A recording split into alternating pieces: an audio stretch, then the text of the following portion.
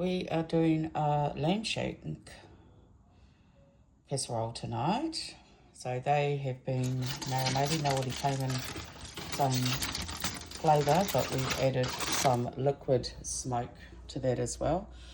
Chopped up carrots, the broccoli florets, and with the stalk, because I utilise everything, you chop up a little bit more fine, and that goes in as well. So that's like the leftovers. You just kind of shave the sides of the broccoli stalk, stem, whatever you want to call it. Cut the end off, obviously. As I always utilise skins. For some reason, I do not like carrot skins because they're quite bitter, and carrots are supposed to be sweet. So that is the reason why I'm cutting them. Usually I put the peels in as well, but not for carrots. Cauliflower florets are in. We've got, so I've just done a half cauliflower going on in here, and I've got the stem, which is naturally what I'm talking about is that part, which is your broccoli and your cauliflower, which I'm sure you know. Cut it up a lot more fine, and these, your leaves that you take off your cauliflower, I wash and I cut up and I put in as well, because I utilise the whole lot.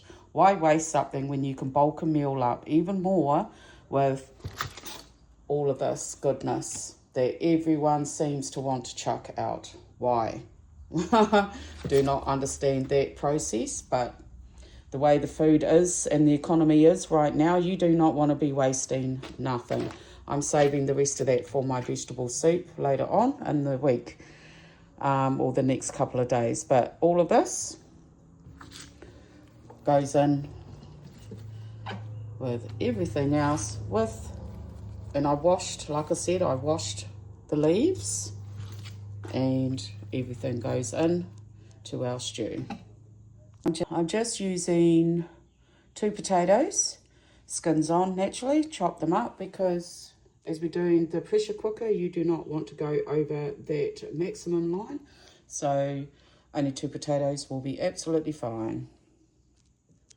2 spring onion heads, chopped up. And they go on top of the potatoes. Now, my favourite, edamame beans. Love them. So, sprinkle, I was going to put peas and corn, but there's definitely more than enough in here. Sprinkle some of those in. Nice. So with all of that cut up, with the broccoli, carrots, half cauliflower, potatoes, and a couple of those spring onions, this here, little pile here, is what goes into the compost, which is a lot less because you're just utilising. So like I said, please, and that's our compost bin that we have inside, and when we fill it up, which has got everything in it to be compost, and it goes into our cupboard down here, and when it's full, we put it out to the big compost. Easy as. I chopped up coriander. We chop up the stems as well. You've got to cut them up a little bit more fine, because there's some beautiful flavour in those. Don't just pick the leaves. No. Utilise it all, because look at them right there. Beautiful flavour. Yum.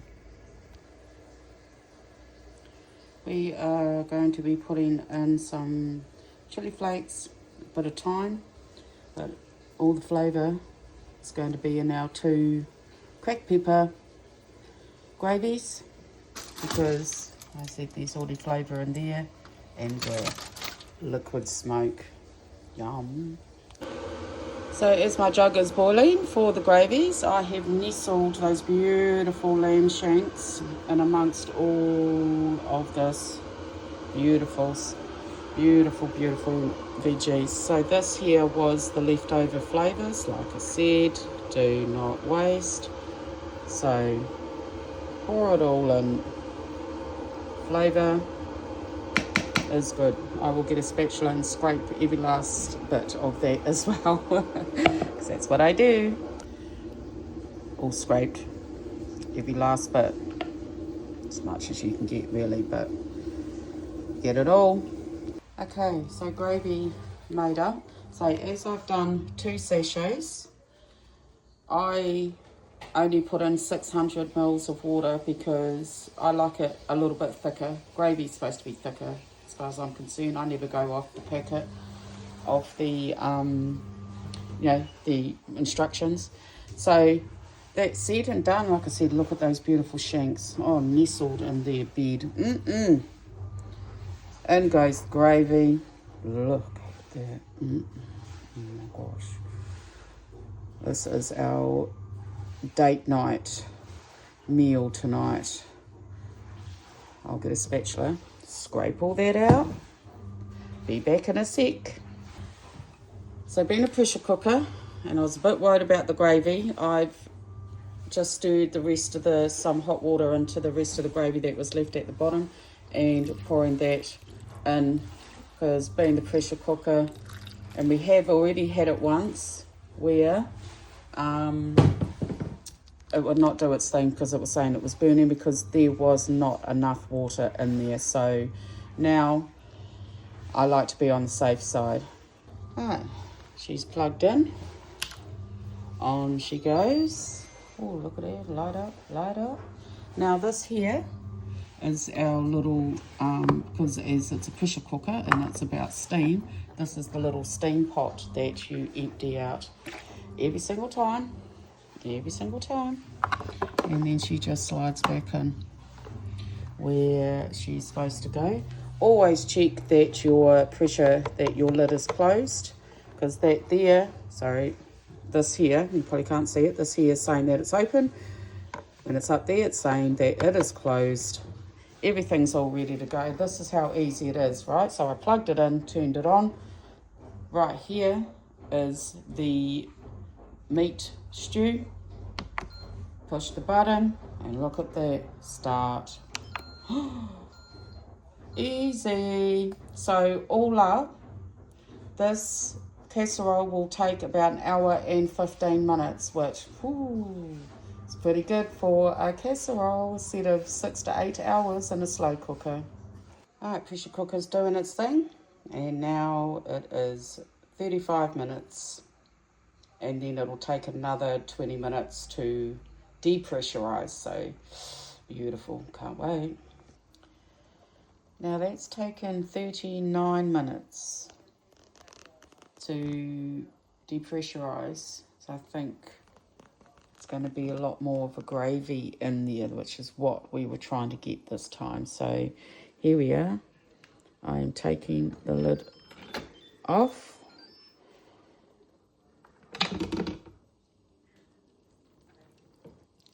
Wow. You can see that the bones are already coming away from the meat.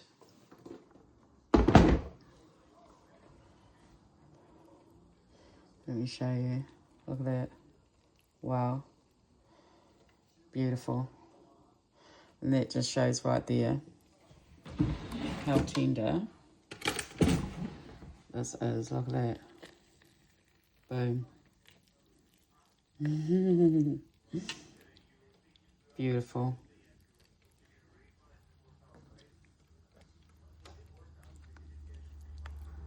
That's what we wanted. Yeah, look at that potato literally falling apart. But I love these pressure cookers. Instapot. And that's my rice. All on time. And here we go. Our rice and our casserole. Oh, there's beautiful chunks of meat in there. The lamb shank. All those beautiful veggies. So steam was coming up then. Wow.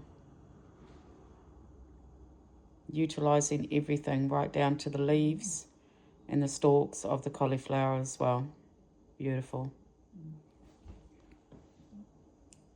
We're letting it cool down for about 5 minutes because it'll be super hot and we want to enjoy it.